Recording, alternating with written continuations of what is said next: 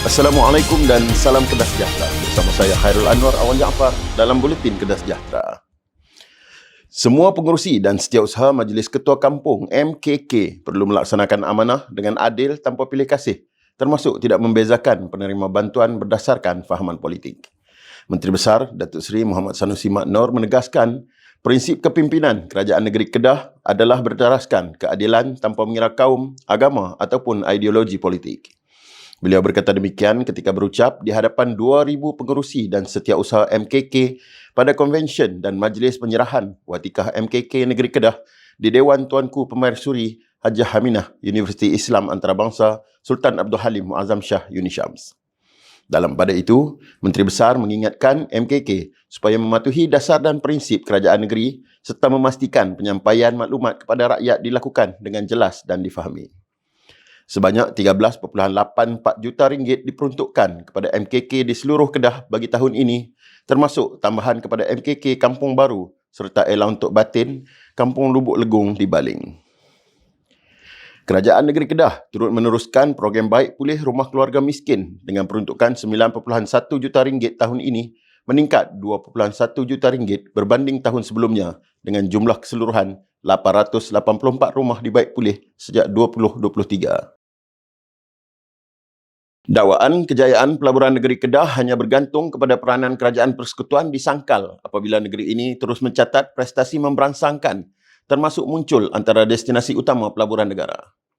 Menteri Besar Datuk Seri Muhammad Sanusi Mak Noor memaklumkan Lembaga Pembangunan Pelaburan Malaysia (MIDA) berperanan mempromosikan Malaysia di peringkat antarabangsa. Namun, keputusan pelabur memilih Kedah adalah hasil keupayaan negeri menyediakan ekosistem pelaburan yang kompetitif. Menurut beliau, antara faktor utama Kedah menjadi pilihan ialah harga tanah yang kompetitif serta kecekapan pengurusan agensi negeri, khususnya di Taman Teknologi Tinggi Kulim KHTP. Jelasnya, KHTP yang diuruskan oleh Kulim Technology Park Corporation KTPC, anak syarikat milik penuh kerajaan negeri melalui Perbadanan Kemajuan Negeri Kedah PKNK yang memainkan peranan penting menyediakan kemudahan lengkap kepada pelabur. Selain itu, KTPC mempunyai ekosistem tersendiri yang menyediakan infrastruktur serta mempunyai pasukan promosi sendiri yang bergerak ke seluruh dunia bagi menarik pelabur. Tambah Menteri Besar, kerajaan negeri turut memperkukuhkan usaha melalui agensi seperti Kedah Invest dan bahagian perancangan ekonomi negeri BPEN yang bertindak sebagai pemudah cara kepada pelabur. Beliau turut menegaskan bahawa pembangunan KHTP sebahagian besarnya dibiayai kerajaan negeri sendiri, termasuk melalui pinjaman dan dana dalaman di samping bantuan dana daripada kerajaan pusat untuk bangunkan infrastruktur seperti jalan, saluran gas dan utiliti lain. Secara keseluruhan, Kedah merekodkan pelaburan diluluskan berjumlah 27.8 bilion ringgit pada tahun 2025, meletakkan negeri ini di tangga kelima tertinggi dalam negara yang melibatkan 397 projek dengan pelaburan domestik 4.8 bilion ringgit dan pelaburan asing 22.99 bilion ringgit. Pelaburan tersebut menyediakan 14,705 peluang pekerjaan. Kenaikan harga diesel dijangka memberi tekanan besar kepada industri padi, khususnya di Kedah, berikutan ia membebankan pesawah mengusahakan tanaman padi dengan kos yang lebih tinggi. Menteri Besar Datuk Seri Muhammad Sanusi Mak Noor mencadangkan agar subsidi bahan api disalurkan melalui penggunaan fleet card, khusus kepada jentera pertanian seperti mesin menuai dan membajak bagi mengurangkan beban kos operasi. Menurutnya, langkah itu penting bagi memastikan kelangsungan industri padi negeri ini tidak terjejas selain mengelakkan pesawah berdepan kerugian akibat peningkatan kos mendadak.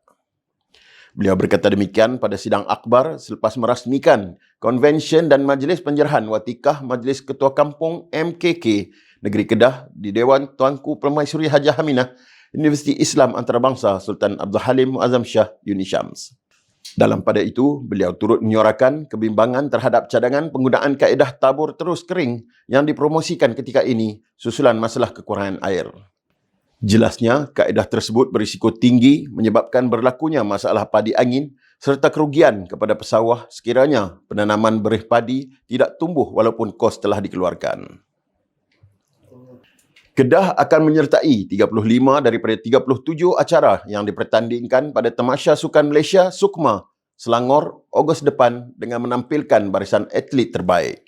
Pengerusi Jawatan Kuasa Kepenggunaan Kos Sara Hidup, Belia dan Sukan, Muhammad Radhi Maddin memaklumkan tiada pernyataan bagi dua acara berbaki berikutan ketiadaan wakil. Menurut beliau, lawatan delegasi Sukma Selangor 2026 itu menjadi platform penting dan memperkukuhkan hubungan strategik serta kerjasama pembangunan sukan antara Kedah dan Selangor.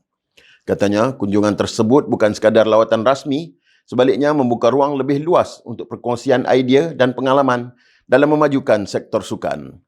Beliau berucap demikian ketika berucap pada majlis sambutan delegasi Sukma Selangor di Wisma Darul Aman. Sementara itu, pengerusi Jawatan Kuasa Tetap Pembangunan Belia dan Kemajuan Sukan Selangor, Muhammad Najwan Halimi, dalam ucapannya memaklumkan persiapan penganjuran Sukma 2026 kini telah melepasi 80%, meliputi aspek infrastruktur, logistik dan promosi. Menurutnya, Kerajaan Negeri Selangor telah membelanjakan lebih 100 juta ringgit bagi menaik taraf kemudahan sukan di seluruh Selangor sebagai persediaan menjadi tuan rumah termasa berprestij itu. Tambahnya, matlamat utama Sukma adalah untuk mencungkil bakat baharu dan membangunkan atlet yang mampu bersaing ke peringkat lebih tinggi termasuk antarabangsa. Lawatan ke Kedah merupakan sebahagian daripada siri jelajah delegasi Sukma Selangor ke seluruh negara bagi menyampaikan jemputan rasmi serta mengeratkan hubungan dengan negeri-negeri yang mengambil bahagian. Lembaga Zakat Negeri Kedah LZNK memperkukuhkan langkah kesiapsiagaan strategik bagi menghadapi ketidaktentuan ekonomi global semasa, termasuk potensi kesan konflik antarabangsa terhadap kutipan dan agihan zakat. Ketua Pegawai Eksekutif LZNK, Datuk Syekh Zakaria Osman berkata, LZNK sentiasa bersedia menghadapi sebarang kemungkinan krisis global yang boleh memberi impak langsung kepada ekonomi negara dan menjejaskan kehidupan masyarakat. Beliau berkata demikian ketika berucap pada bengkel strategik kesiapsiagaan menilai impak konflik Iran-Amerika Syarikat di Dewan Kompleks Lembaga Zakat. Jelasnya, ketidaktentuan ekonomi global boleh menyebabkan penurunan pendapatan dan aktiviti ekonomi sekaligus memberi kesan kepada kutipan zakat serta cabaran dalam memastikan keberkesanan agihan kepada golongan asnaf. Tambah beliau, keperluan pendekatan pengurusan zakat lebih adaptif dan fleksibel bagi memastikan ekosistem zakat terus berdaya tahan serta mampu mengekalkan manfaat sosial dan ekonomi walaupun berdepan tekanan ekonomi. Buletin Kedah Sejahtera berakhir di sini. Ikuti perkembangan terkini Kerajaan Negeri Kedah di platform digital Urustia Penerangan Darul Aman. Saya Khairul Jaafar. Salam hormat. Assalamualaikum.